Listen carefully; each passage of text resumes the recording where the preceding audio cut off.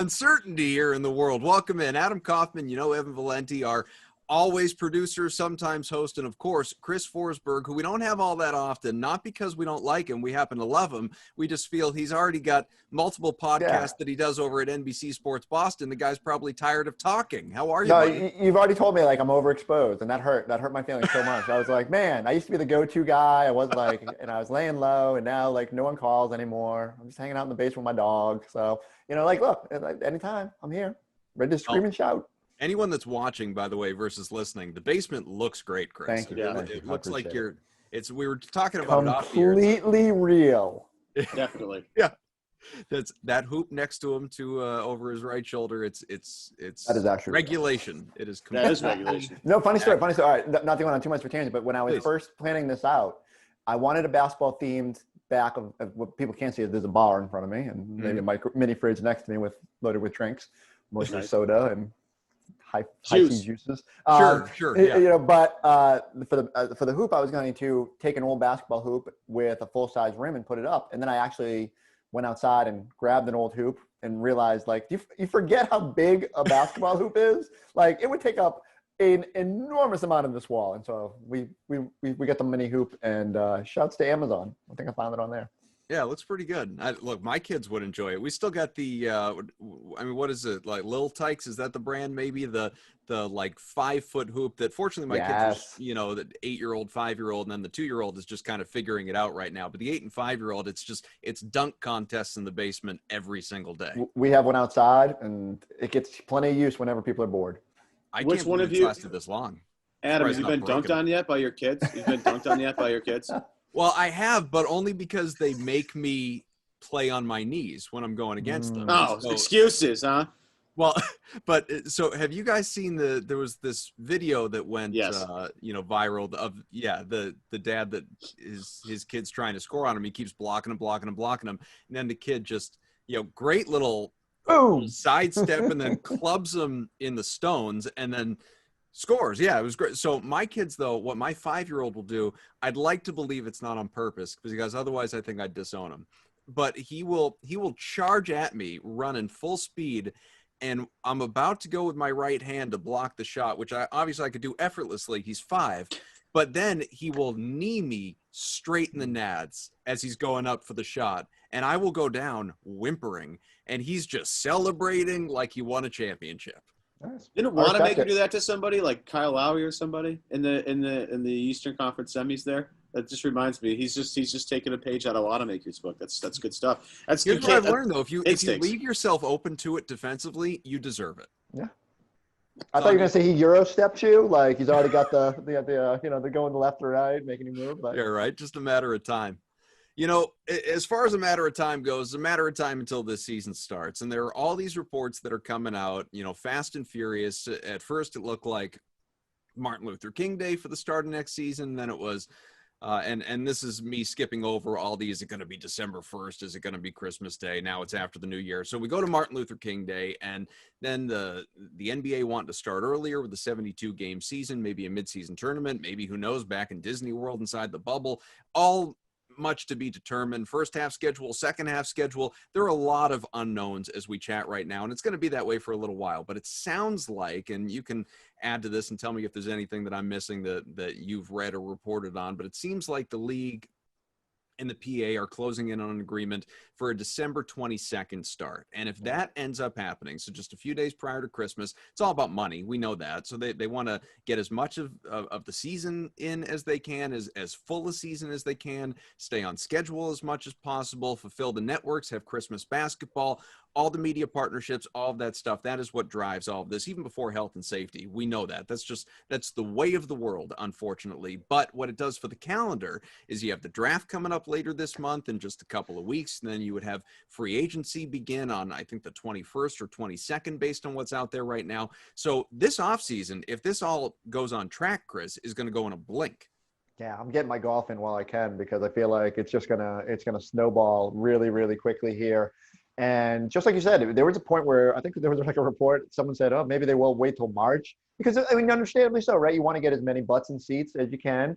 But I think the way that unfortunately the coronavirus has stuck around, and the realization that we're probably not going to have fans inside, especially basketball stadiums, for a considerable amount of time here, has just left us wondering if it's the NBA wondering if it's better to just hit the accelerator and get going.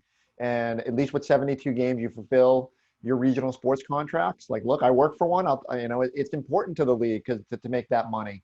And so it does seem like, we're recording this Thursday afternoon. By the time this thing gets up on the web, there's a chance that the players will have voted on this, and we'll have probably some more details about how this is all going to look.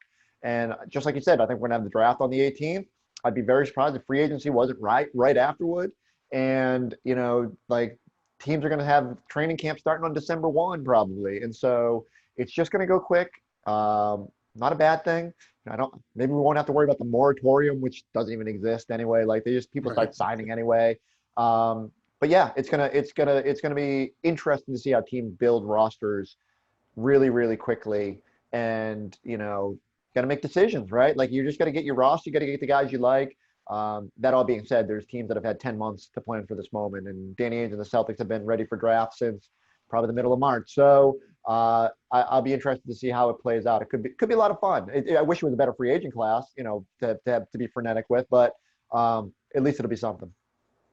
I'm going to twist kind of an obvious question on you right here. I'm going to take it from the angle that we haven't really been taking it from, which is, we know that. So the biggest offseason question mark, and tell me if you disagree, but to me, the biggest offseason question mark facing the Celtics right now is obviously Gordon Hayward's future. Mm-hmm. But the thing is, it starts with him as far as making that decision. Does he opt in? Does he opt out? If he does opt in, is it to stay? Do you try and trade him? If he opts out, is it to leave in free agency? As Ryan Russillo on the Ringer, Bill Simmons podcast said, he does want out, and we'll get to all of that. Or is it to re-sign for longer term, less, average annual value? So Gordon Hayward and the Celtics, as it relates to once he makes up his mind, there are a lot of decisions. But what is the biggest question facing the Celtics that they have control over as things stand right now, especially? What a swerve. You set up like Gordon Hayward for 2 minutes, and now you're like, I'm getting all my mind's all racing about Gordon. Now you're like, well, no, because we're going to do Gordon, but but Gordon, Gordon's a domino, and maybe that's how this works for Danny Ainge. But what's the biggest question facing Danny Ainge that he has control over right here, if free agency and the draft and all that stuff really is inside the next few weeks? Yeah. So my mind jumps to he's got 3 first-round picks. You got control over that, but if you believe that there is interest in moving up, and understandably so, right? They don't have 3 roster spots really that they can carve out for more rookies. Then that's something they've got to figure out, but that's a little bit outside their control. Can they move those picks for an established player and take the draft part of it out of it and just know a more known commodity? So I think the biggest thing for them is figuring out what do they need to improve on, right? And the 2 questions I always get invariably are about Gordon Hayward, but then the next one is, what are they going to do about the big man situation?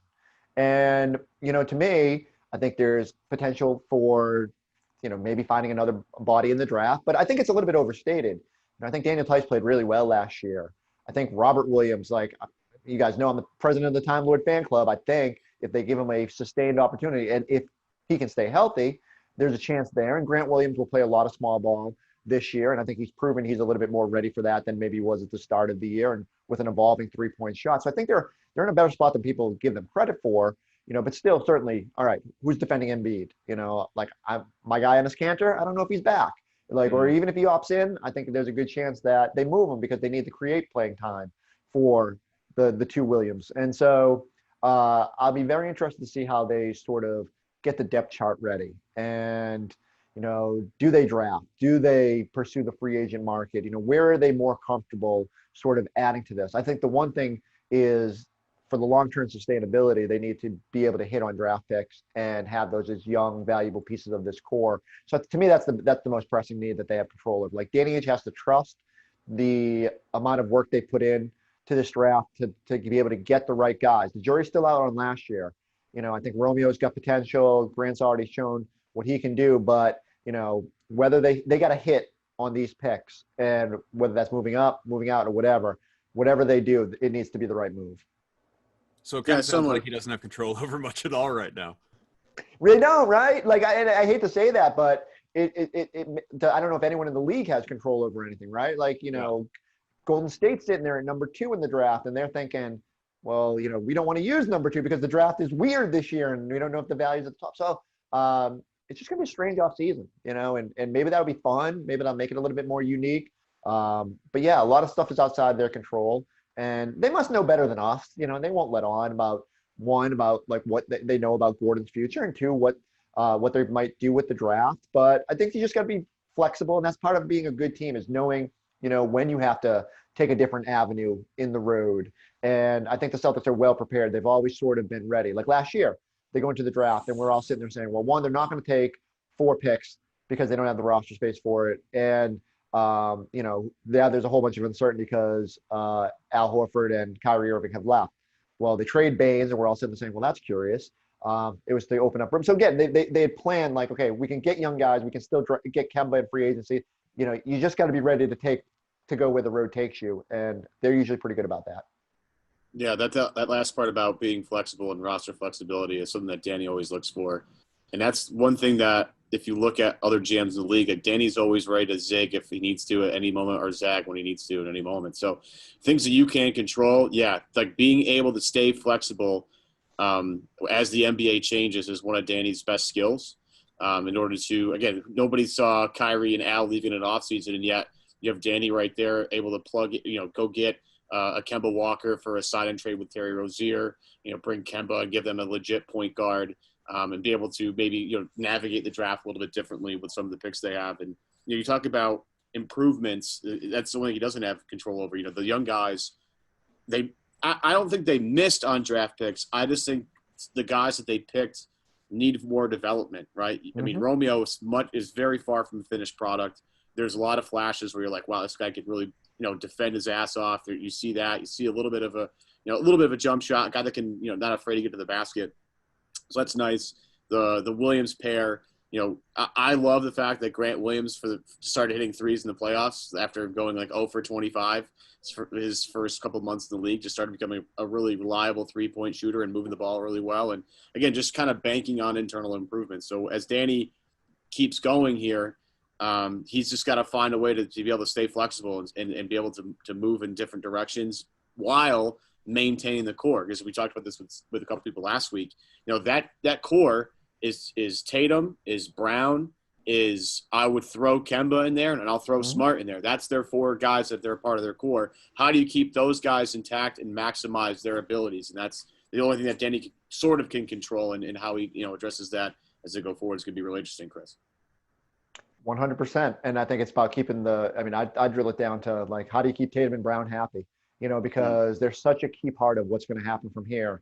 And like, look, I think Kemba's part of that. And like the knee will be very interesting moving forward. And, how does he feel after a shorter off-season window? I think, part of what's working against Boston here is we thought maybe if they did get into January, that's another month for Kemba to start getting that knee right. I'd be very interested to see how they bring him along, especially if it's game heavy out of the gates, if LeBron's going to rest, are you going to rest some of your guys and load manage? That hasn't been Brad's thing. It's been the Celtics thing to bring guys along slowly and, find them specific rest. We saw that with Kemba right in the bubble games, but that's the bubble games, right? Like it's a little bit different when, you start of the season and it's go time. So I'll be fascinated to see how they manage that. But like, a lot of your decisions moving forward have to be under the guise of how are we maximizing Jayson Tatum's window? And so like, I think everything has to be through that lens. And so from the free agents you go get, what's up, Harry Giles? I know you're, out there with his buddy. Like, who does Tatum want to play with? And what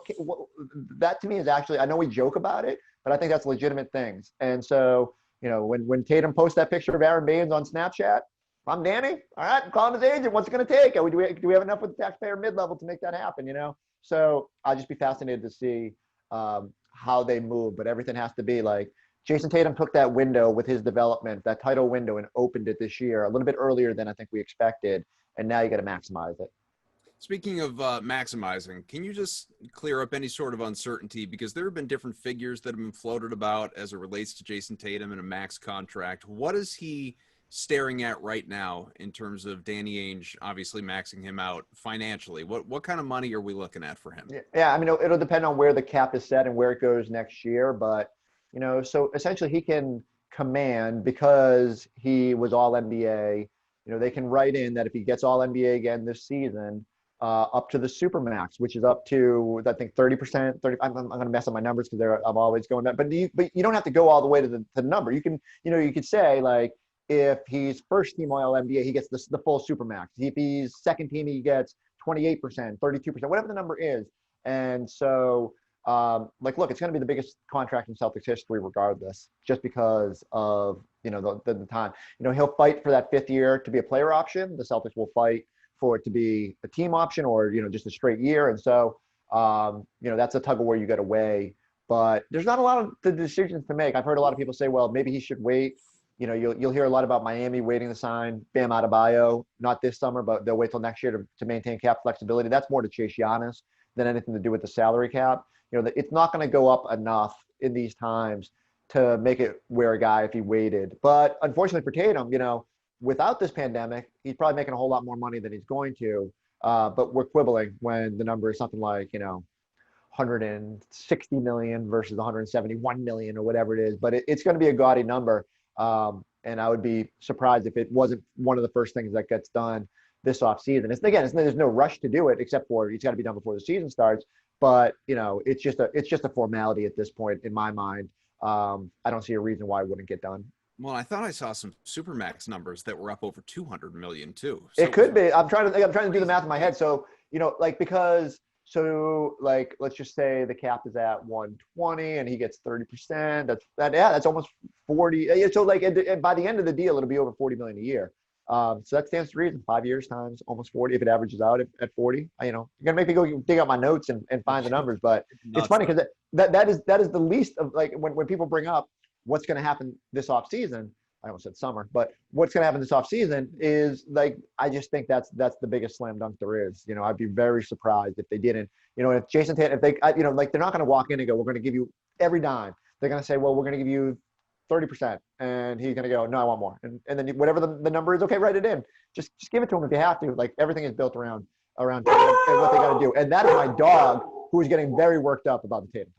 Probably here's my dog bouncing through I just heard my dog scurrying across the ceiling above me and barking nonstop in my bedroom behind a closed door. You can't, they have very passionate takes regarding the Celtics and what needs to happen. You can't quiet them down. Here's what we're going to do. We're going to do a lot of Gordon Hayward stuff on the other side. First, a quick break because I got to tell you, folks, stress of daily life, it weighs on all of us. We know it, especially during a pandemic and being home. And, whether you are an elite athlete, a Jayson Tatum, or, me, far from, you're just trying to get through the day here, right? And muscle pain, muscle tension, it's a real thing, folks. That's why I got to tell you about Theragun.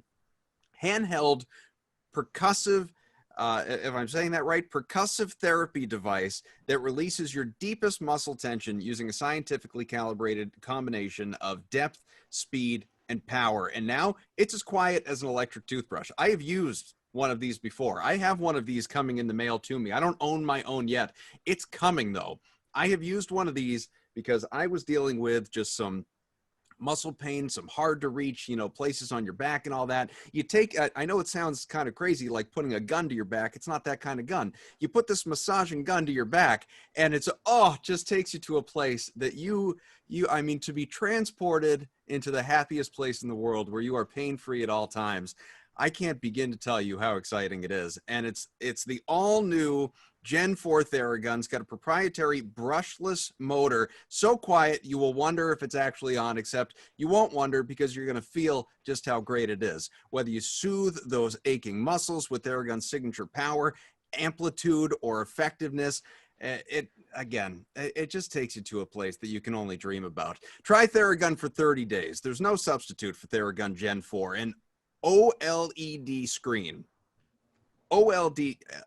I don't know what that is. OLED screen, personalized Theragun app. The quiet, the power that you need starts at only $199. I'm telling you though, I'm getting one. Go to theragun.com/beat. Do it right now. Get your Gen 4 therapy and Theragun today. It's theragun.com/beat. Theragun.com/beat. I can't imagine that either of you guys could listen to me do that and not want one of your own. I just I'm ordered laughing 2. about it. I need it. Yeah, I need it. I'm laughing about it, but I'm laughing because I know you're right. Like, it's going to take you to a magical place when you use that thing. Plus, I mean, like, how often, does your spouse come to you and say, like, could you rub my back? No, here's a gun. Go, just Run around. start massaging. Nah, here's a gun. Yeah, kill me. No, stop massaging the back. I'm telling you. I like how you use if you're if you're an athlete, top of the line like Jayson Tatum, or you're just me, moving DVDs on my DVD shelf behind me. I was gonna say my shoulder's been sore from golf. I might need this. I might need to get one of them now. Yeah. I'm telling you. You know what though? I bring up spouses in part for a reason, because as we are all attached, be it married or girlfriends, and so many of these athletes are, and we know that they are, and I promise I'm going somewhere with this. We know that they are as significant a part of our lives as anything else when it comes to making important decisions. Ryan Russillo said that Gordon Hayward wants out of Boston. Now, I don't know if that's true. I have no idea. I've never asked Gordon that question. But what I do wonder is what comes into play with that, right? Is it, hey, I've been injury prone for 3 years. I could use a change of scenery. Because obviously, like, it's not to get away from his teammates. It's not to get away from Brad Stevens, who, he came here largely because of. Now, it could be because I don't want to be the, fourth or fifth option in the offense. I want to go somewhere else where I can be the guy again, hopefully be healthy, and maybe just view my Boston experience as, chalk it up to, I don't know, luck of the Irish is one thing, and I had the bad luck of the Irish. I was always hurt in my time there. But to circle back, I don't know how happy Robin is here based on the way that some fans go at her on social media. I don't know if she's sensitive to that. Wait, you mean the people that were asking if she would move the birth of her child so that Gordon Hayward could go to the bubble? You think that could? But we just want him in the finals, Robin. Could that rub people the wrong way? Yeah. So, but like, this has gone on for a few years where she has, like, people have gone after her on Instagram, on Twitter. It seems like, and this is not me like reporting anything, this is just like reading the tea leaves of social media. Seems like Al Horford's sister, not a huge fan. I don't know exactly what kind of reputation. I actually think she likes Boston now because they're so mad about Philadelphia. Anna rides or dies with the seas. And she's a lifer, no question about it. I didn't say Anna doesn't like the Celtics. It seemed like Anna's not a huge fan of Robin Hayward. And that might be true. That's what I'm saying. And so I don't know, like, and I wouldn't even pretend to know. So this isn't me like starting anything. I don't know what. Feels like you're starting something. Yeah, I was gonna say, sounds like you're trying to start something. Here's my point. Like, if my wife were like, let's pretend I were like as famous as Gordon Hayward, right, or as successful, or had the bank account and all that. Like, I was in that kind of position, and I could choose to go make millions of dollars somewhere else.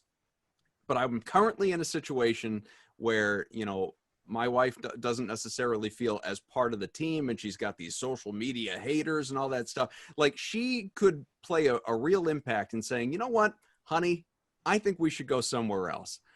How much do you think she plays into this decision, and does she want out? Based on, again, strictly your opinion, where does that weigh in all of this that is going on with Hayward? Like, I think any husband would be remiss if they did not allow their family's feelings, both for your children's sake, for your wife's sake.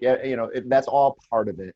I would say right before the pandemic, one of the Celtics' last game, or was the last game, was in Indiana, and we actually stayed the day after to film some stuff because we had a Gordon Hayward Day planned for later in the year, and it was actually pretty cool because I got to sit down with a lot of Gordon's high school buddies, this guys from all the state championship that he won. And, I kept asking them, I was like, because he stays in touch with a lot of them, what does he think of Boston? And not unexpectedly, like just what you would think for someone who has missed a ton of time and has come under a lot of criticism. He says, really likes it there, but, there's an awful lot of criticism that comes when you're not on the floor. And so like anybody, I think he's been stung by that and maybe a little bit frustrated by it. I don't get the sense from, again, no one has talked to Gordon Hayward this offseason, that's factoring into what he's doing. And I think in the big picture, if I'm trying to guess what's going on here, I have a player that is now north of 30, has had an injury history. Part of the family thing that you allude to, I think, is just like security and like are they setting up shop here in Boston? Are they gonna, they got this house in Wellesley and 4 kids now? Is this roots? They have a house in Indiana that they just bought, and so like I just think they're trying to figure out where it's going. And I think maybe, if I had to guess, long-term security is becoming something of importance to Gordon Hayward, and so it benefits him to at least give the illusion that, and this might be more on the agent side, that there are options out there that might intrigue him. I don't know how much the Atlanta Hawks are an intriguing situation on the surface. Like, if you're content to be a 7th, 8th seed in the Eastern Conference, maybe. Like, if you really like watching Trae Young and playing with teams that don't play defense, intriguing situation. But they do have one of the few teams out there that have money. And so I just think Gordon's weighing, where he goes from here, what he can do. And so if he at least has the Hawks sitting there saying we will pay to get a veteran, then it puts the onus on the Celtics to either come to the table with a extension that maybe they're not really thrilled about having to do, or like at least the value isn't quite where they want to go, but maybe they have to go there. Or maybe Gordon, I will relent. There is a scenario where Gordon's just snake bitten, like needs a fresh start. I don't think he's now the 4th option comes in too much into it. I do think there's something to the idea that, and I keep saying this, but when Gordon Hayward signed here, he was the biggest free agent signing in Celtics history. Mm-hmm. And like 2 weeks later, they trade for Kyrie Irving.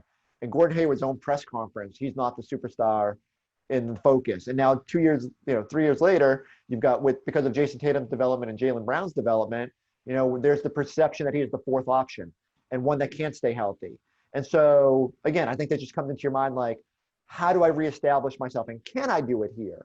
In my mind, I think he can. And I don't think he's the type of player that's like, I need to go back to averaging 25 and 12 and, being the go-to guy. I think winning is important to him. When he came here, he mentioned how there was unfinished business with Brad Stevens from Butler. I think there's unfinished business and sort of just like showing Boston the player he can be. And then if he's willing to ride this out, like next year could be a huge payday for him, because all the teams that are hoping to get Giannis and Kawhi and LeBron, there's a chance it's just like the leftovers are guys like Gordon Hayward who could get one more big final payday. And so I think this is more just comes down to options, and we're all trying to just kind of to dissect it a little bit, maybe more than it needs to be. But certainly it's the biggest story of the offseason. But the inference from Ryan Russillo was that if, all things created equal monetarily, right? If he can find a deal that offsets what he would be losing from Boston with that player option, and, it's a reasonable fit, that he does want out. Do you believe that? Or do you believe that he wants to come back? I think he is in a position where a player has to weigh every option. And because he's not rushing out to say, I want to be in Boston, we're left to infer a little bit about what he's thinking. But I think he fits really well here. I think there was a lot of questions coming into last year about how the 3-wing situation would work. But when you look at the numbers, when he was on the floor with Kemba, Jaylen, and Jayson, the Celtics were 2 points better than the Dallas Mavericks in terms of offensive rating. Like, it's a crazy number, 117 or 119 points per 100 possession. They were like the best offense in the league. And again, in a small sample size, but because they have so much talent out there. And I just can't see where Gordon says, I want to go to an 8th seed because, I'll be the focal point. And I want to go to a rebuilding situation.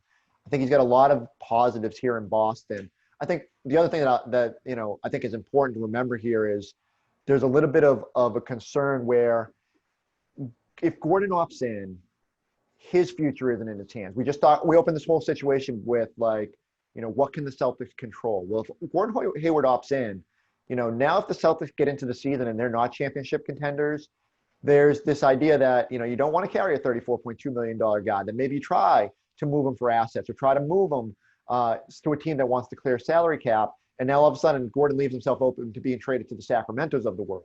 Now, he can rectify that in the offseason when he's a free agent. But again, it just comes in. If he's looking for certainty, then maybe he's trying to put a little bit of pressure on the Celtics to give him that security. And I think that's more at play than maybe necessarily this notion that he just doesn't want to be here. Yeah, I kind of agree with that. And what it comes down to for me, like we talked about it last week, or I should say Sunday because it was not that long ago. What the situation is a different scenarios with Gordon Hayward. Like, do you sign and trade him with sign him an extension and trade him somewhere? That's possible on the table. Again, I'm not quite sure if that's the move to do to Atlanta. That would, I think, make more sense of an Indiana thing, and that would make Gordon obviously very happy. Well, he'd have to be part of that process, right? He'd be no question. And reconfigure the contract to then be sent somewhere else. Well, it's like what Boston had to do with juggling the Kyrie, Al Horford, Terry Rozier, Kemba Walker. That's what Mike Zarin's for. Zarin will figure out how to make that work and make all the puzzle pieces fit together. But like he could sign and trade and go somewhere. He could literally decline the option, which we talked about last week, and just go somewhere for a little bit more long-term security. I agree with Chris. I think it's maybe just trying to put pressure on Boston to give him a little long-term security. And if I'm Boston, it's like, well, okay, we gave you a ginormous contract, biggest in the history of the Celtics at the time, and it just hasn't worked out. So, like, what security – we haven't gotten our return on investment yet because of the unfortunate injury history with Hayward. And if you're Hayward, like, let's say if you're trying to maximize long-term security and Boston's not going to give it to you, I would rather ride it out in Boston than anywhere else, only because if things go right, this is a team that's going to compete probably for, at least Eastern Conference semifinals appearance, if not an Eastern Conference finals appearance, if not an NBA finals appearance, right? So a lot of times when you are in that sort of, on a team like that competes and goes far and deep into the postseason, those people, tend to get bigger contracts when time comes, right? If you're going to be on a team like Boston in the NBA finals, you're performing really well on the biggest stage, those other teams that think they're one piece away, all of a sudden are like, oh, but Gordon Hayward, $30 million, whatever. Like if Atlanta wants to get that desperate, he's going to be there. Or a team that might strike out on Giannis, like a Miami or a Dallas. They're like, okay, well, we don't have Giannis is off the board, but there was Hayward. He averaged such and such in the NBA finals last year. That could be our guy, right? So I think for Gordon, I think it's maybe a little bit of a ploy to get this out there, maybe put some pressure on Danny Ainge. We know Danny's a rock, so I don't think he's really sweating this. I think they'd like to find some sort of agreement. But if you're Gordon, I almost would rather – his injury history would be concerning, but I almost rather bet on myself and say, look, I'll get it from somewhere eventually. I'll at least play this out on my team and try and get to the NBA Finals. And if you're Danny Ainge, right, let's say the trade deadline comes and you're trying not to lose an asset for nothing. Like, you don't want to lose an asset for nothing. If you're competing for an NBA championship, you're not just going to trade Gordon away just so you can say, oh, at least I got something for the asset. That's just not going to happen. So I think Gordon, the most sense for Gordon. Kyrie. Well, right, that's true. I think it makes the most sense for Gordon as we continue to speculate and pontificate on what we want to do. I think Gordon's best option is staying in Boston and trying to find a way to make that work, whether he wants to make a long-term thing work there or find a long-term solution somewhere else. I think playing in Boston gives him a best chance to succeed, in my opinion. And the other thing is it's a dangerous game of chicken, right? Like if he comes to the Celtics and says, like, look, I'm willing to walk away, Danny Ainge could just sort of go, all right, go sign with Atlanta. Do it. Right. But I think there's motivation on both sides, right? Like the Celtics don't want to pay a huge luxury tax bill. And so there's a motivation to get him to a lower number next season. So maybe that gives them a little bit of incentive to think about a deal. But like, look, they just showed Al Horford had a number, and it's going to be frustrating. I think I know the Celtics were frustrated last year when it went down with Al because they felt like it was unfair that they were sort of bidding against a blind bidder, and where and like, look, this is the way the NBA works, and sometimes it works in favor of them, but where he had this deal in his pocket and knew so that he could just walk away if the Celtics weren't willing to get there. And so the Celtics, felt like they gave him a competitive offer from Al, but they could never get, or were not willing to get close to what he ended up getting that 4-year, $107 million with Philadelphia. And so I think it's with Gordon similar. Like the Celtics might be like, all right, like we're willing to go 360, 375, whatever the number is. And if Gordon's sitting there saying, well, yeah, but the Hawks are telling me I can get 110, then it gets a little bit more difficult for the Celtics to just be like, okay, we'll do that, So I just think it'll be interesting to see how it all plays out. But I've just long thought ultimately the way it happens is whenever the day comes, Gordon says, yeah, I'm back here, and you sort of figure it out down the road. Yeah, there are multiple things at play, especially as it relates to the Al Horford situation. One, you had a contender that had money, or at least a perceived contender that had money. I know Philadelphia didn't play like it this past year. This year, you don't have that. You also, if the Celtics, and I maintain, if the Celtics, let's say Gordon Hayward did exactly what he did last year, statistically speaking, but did it over the course of a full year, meaning he stayed healthy and had a good playoff run, he absolutely opts out because he would go get a real good deal, a solid, maybe Al Horford-like deal this offseason, maybe not from an upper echelon NBA team, because again, those don't exist out there with the cap space, but he would be able to go out and find that money in a terrible free agent class, as Chris, you alluded to earlier. Next year, like if he comes back to the Celtics and has a good year and stays healthy and gives you 18, 19 points a game, he's efficient as ever, good amount of rebounds, assists, decent playoff run, he can go out there and get a good deal. I don't know if it's as good because the free agent class is better. So these are the But think about all the teams that are going to miss out. Like if you're Miami and you don't get Giannis, like what if Giannis and what if LeBron and AD re-sign? What if Kawhi and Paul George go back? All of a sudden, like there's a world where Gordon Hayward is a top free agent next year where there's a ton of money out there. And I understand people aren't lining up for 32-year-olds, but I think his best payday is to come back this year, prove it, and then take advantage of the marketplace next year. Evan and I were talking about this right before the show.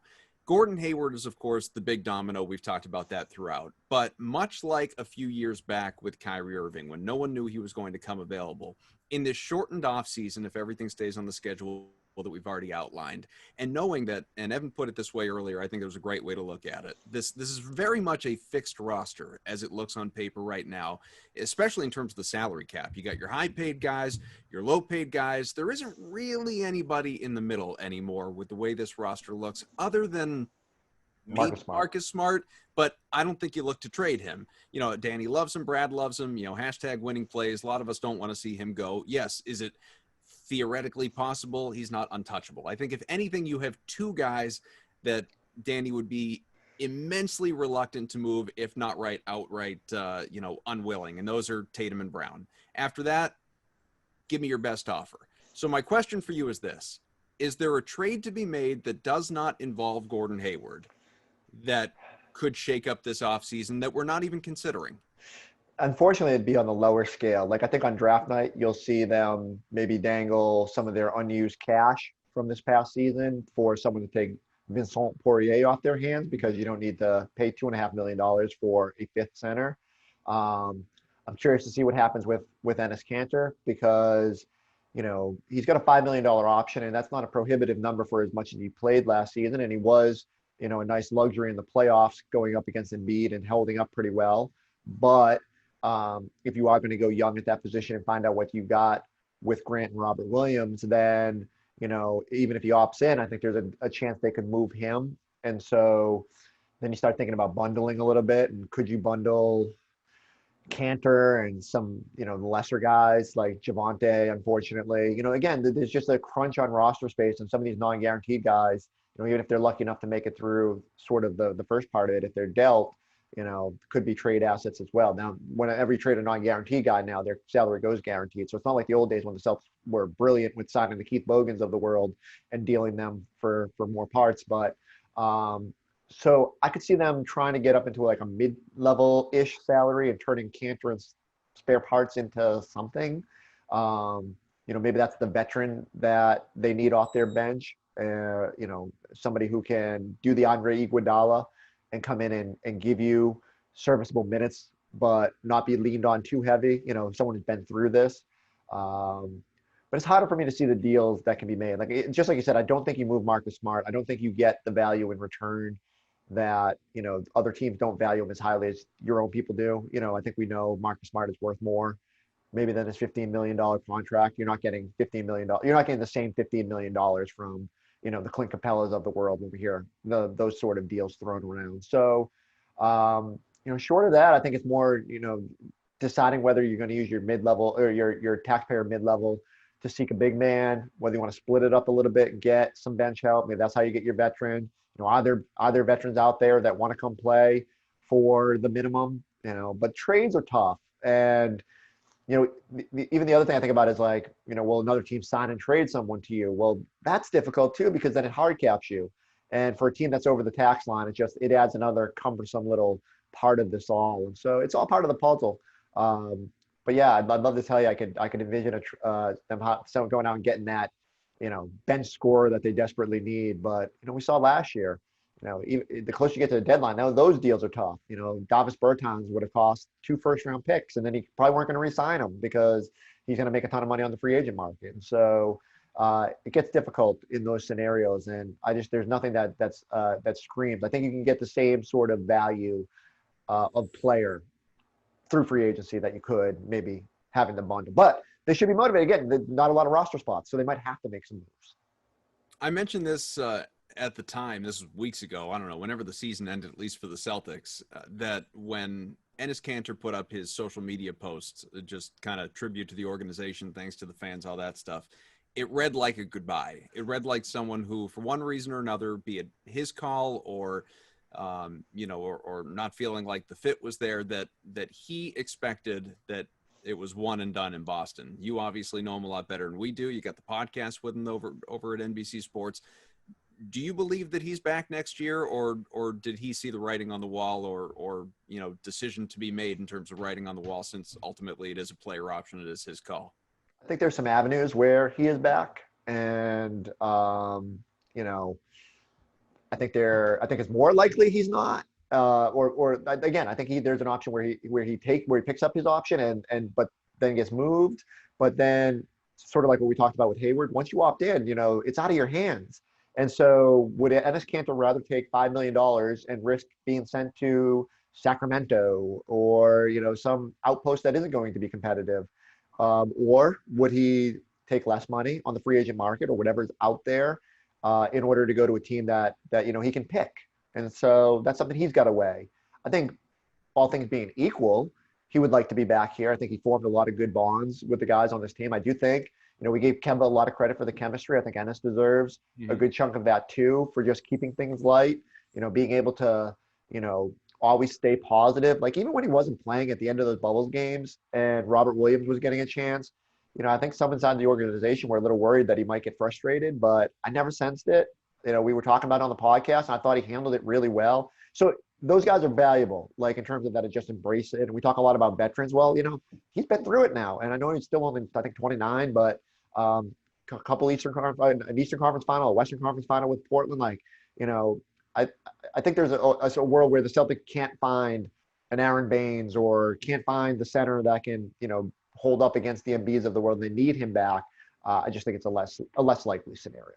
Are you going to miss Enes more, being able to have FaceTime calls with Ben Stiller and Donnie Wahlberg?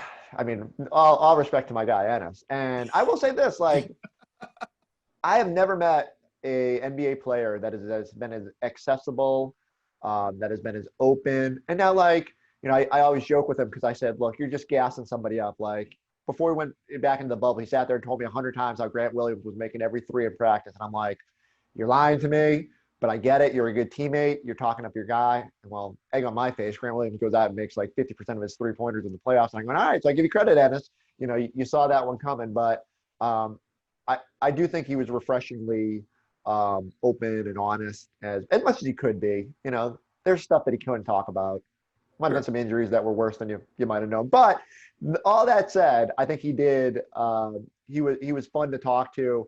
I know some people sort of think he's on social media too much and tune him out a little bit, but I will miss if the podcast is over and we never get to do a final episode. I might have to call him this summer and just be like, hey, let's just hang out one more time. Yeah. Get Ben Stiller and Mark Wahlberg and Donnie Wahlberg and everybody together and let's just do it. But yeah, that was kind of neat because it's just a different world, man. Like, he literally his contact list, everybody. He's a rock star. It's the most bizarre Rolodex. He's awesome, though. We had him on Goodman's podcast. Like, one of the first Goodman episodes was Enes Kanter. Yeah. And we had him on before, do the same, like, hey, what do we – he was like, anything you want to talk about. Yeah. Anything. Doesn't matter. And it was like, obvious we want to talk about the turkey stuff. And he was like, yeah, it's all in play. Who cares? I don't care. I'll talk about it. He has he's an awesome quote, and he's a good team. Like, if you take just the basketball away for a second, he's a great guy to have around a team. He seems like a really fun guy. A lot of, he talks about his relationship with Russell Westbrook a lot. He loves Russ. Russ loves him, actually. Yeah. And he's just a fun guy to hang around. The problem with Enes is he is playing in the wrong era of basketball. He's just playing in 20 years ago, he would have been perfect. He would have been amazing. He would have been amazing in the early 90s or even the 80s. And he's just It's just the wrong era for him, and it's unfortunate, and it stinks. But he's taken up too much of the cap, I think, in my opinion, and I think Danny will probably find a way to move off him if he has to attach a pick to it to do it. I think he will, because look, as we've all probably thought about, talked about, pontificated about. There's no way Danny uses all three of these picks, although now that I say that, he's probably going to use all three of these picks. I said it last year. I was like, I screamed it from the mountaintop, and then he used all of them. So, well, I think part of that is because I think the league, like, it takes two to trade, right? And I think sometimes with Danny, it's like people are sick and tired of maybe getting used by Danny in certain ways. I think we've all talked about how he's flees certain guys in deals. It's like, you know what, Danny, I'm not going to help you out. You're going to use all three of those picks, and up to you to figure out where to place them. And Danny, to his credit, did an admirable job. Now, again, Romeo, we'll see. Grant looks like a winner, and Carson, I don't know, but I think with Danny, he'll find a way to move off that contract. I think I love Enes, the guy. He's just an amazing guy, and I'm jealous that Chris got to do all the stuff he got to do with Enes because he's hilarious. He really is. Like, the stuff we did pre-show, he had me on the. I was dying. Yeah. He's hilarious. He really is. He's a great guy, and you could tell with a lot of like the protesting that Jaylen Brown and Marcus Smart did throughout the shutdown. He was right there with him, and that's a big respect thing with a lot of guys. That Enes is out there in the front lines a lot and obviously wearing his jersey.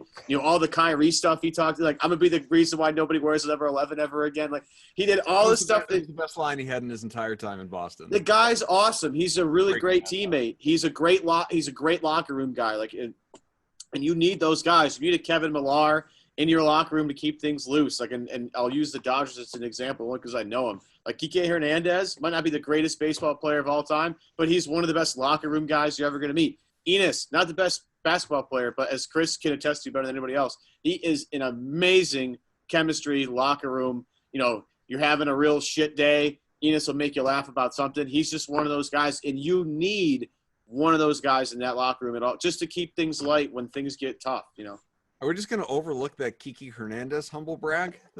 That's my dude.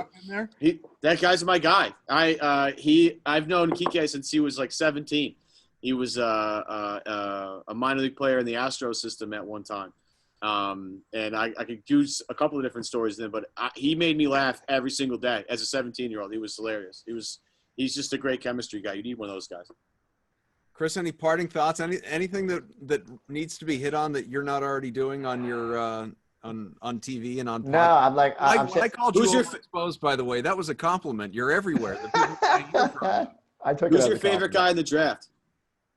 Who's your favorite guy? I mean, that's a whole nother episode. Like, so it is. It's funny because I really know nothing about any of these draft guys a week ago, and then we start doing all this content. It's funny how fast you fall in love with a 3-minute YouTube video about wow, that guy runs really hard and energy big. Here he's old. This guy could replace Kanter. You fall in love with a mashup. And so, look, I think the Celtics need shooting, and so I think I default to the Sadiq Beys of the world, the Nesmith, and look, if they were to get up, Halliburton. I think there's a lot of guys out there that intrigue me, and yet you just don't know how they're going to pan out. I will say I was sitting there last year. Matisse Thybulle was my guy. Yeah. And we were literally on air when the pick came down, and I was not paying attention to the fact that they traded it to Philadelphia. And when they picked Thybulle, I started kind of celebrating because I was like, yes, this is a great pick for them. They needed another Marcus Smart type, a guy who can defend on the wing. And then someone finally reeled me in, and you can probably see my soul break. And no disrespect to Grant Williams, I think it's a good pick, and I think he's gonna have a long, prosperous NBA career, but the jury's still out. And so I can't wait. I can't wait to see what happens in the draft. I can't wait to see what happens in free agency. I think this team is going to be really good, but the East is going to be really good. Mm-hmm. And that's the hard part for me. You had your opportunity, and I know they're kicking themselves about that. Blowing those leads in games 1 and 2 will be something we can forever look back on. But it's going to be a fun season, I think. I don't know how it's going to play out.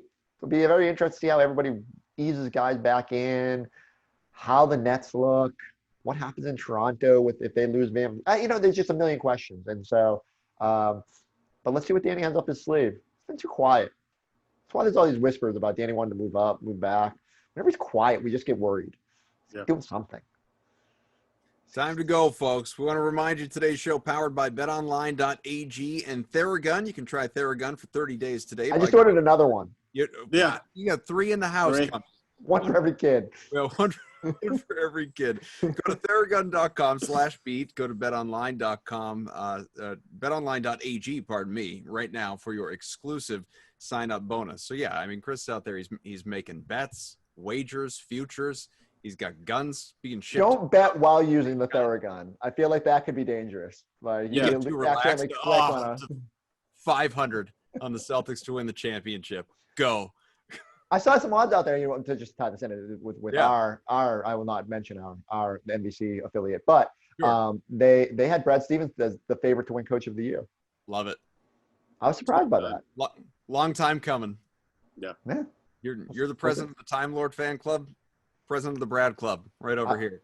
I will say, to shamelessly promote our own podcast, Jerome Allen came on this week, and I love asking people that are close to Brad for Brad stories, because invariably, most of the time they're very guarded about it. Like, they don't want to embarrass him. But like, there's one about, you know, I shouldn't tip my hand here, but like, I have a story that we just kind of been sitting on about Brad and that famous March Madness chest bump that he did in the locker room.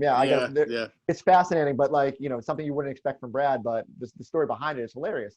But like Jerome says, last bubble game of the bubble here, the seeding games against Washington, you know, and It Takes Two by Rob Bass is playing over in the arena, and Brad is just spitting the lyrics on the sideline as the guys are going out to take the jump ball, and Jerome's looking up and he's like laughing, and Brad's like, "What do you think's so funny?"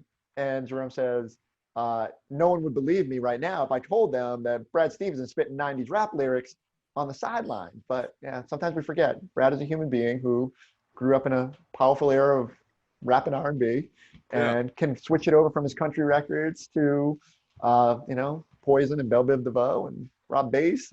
Get down. I don't trust a person that doesn't know the lyrics to It Takes Two. Brad Stevens came to get down. Yeah. Love it. I need more of it. I need more of that, actually. I need more of that. Before we let you go and before we all sign off, give the people all the information they need as far as, you know, not only finding you, but finding your podcast. We believe in you know. I appreciate that. He's over here. Absolutely. Being overexposed, you should be able to find them easily. But no, hopefully you maybe get another episode of the Enes Kanter Show. Go download your favorite podcasting app, Celtics Talk Podcast. Me and Draper hanging out every week trying to get some good guests and, you know, rambling our heads off. Watch our programming, Early Edition, BST. I think all of our Celtic shows are starting back up. We got Draft Special coming up next week, where I'll pretend to know what these guys can do after watching the 3-minute highlight videos and tell you who the Celtics should absolutely go get. Are you one of Draper's guys? Convincing though. That's all that matters. I don't have a Draper's Guy T-shirt, but you don't. You ever call him my guy, Chris Forsberg? You know, I don't know if nothing jumps to mind. Like, I'm sure I did something nice at one point and I became, you know, my guy for at least a good 5 minutes. You know, after a good game, everyone's Draper's guy, right? I asked him how do you qualify to be one of Drape's guys? And he went on like a 3-minute tangent about it. It was absolutely hilarious. It was amazing. Although I think the last note, like the bottom line was, you just need to exist. Yeah. Or just, you have to have been good. And so I can take credit for it. That's the bottom line. Yep. Yeah. All right. Thanks to Chris Forsberg for hopping on. We always do appreciate it. It's always a good time for sure. Evan Valenti as well. I'm Adam Kaufman. Thanks for joining us here on Celtics Beat. We'll do it again real soon, we promise. And remember, the NBA draft and free agency appear on the horizon. We might have basketball in about a month and a half, folks. Thanks for being with us, Chris. Thank you.